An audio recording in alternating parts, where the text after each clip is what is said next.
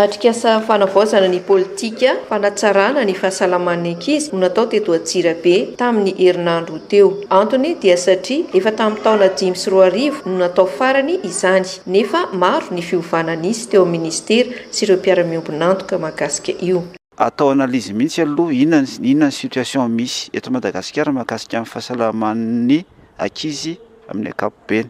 Rehefa hita ny situation hoe reto daholo zany ny problème dia vahavahana eo hoe parmi andreo problème-ndreo priorisena hoe iza ny lara-pahamehana amin'ilay problème.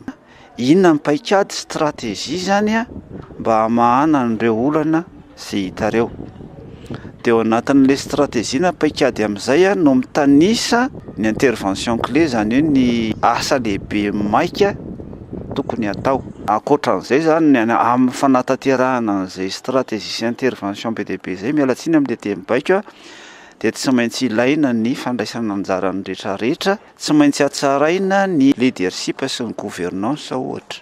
Mila hatsaraina ny tolotra omenan'ny marary, le zaza marary zany hoe ny offre de service. Mila hatsaraina ny serasera, mila hatsaraina ny fomba fanaraha-maso, ny suivi évaluation ny asa atao rehetrarehetra. Izay paikady izay misy asa be dia be miandry eo ambadik'izay le ataontsika hoe intervention.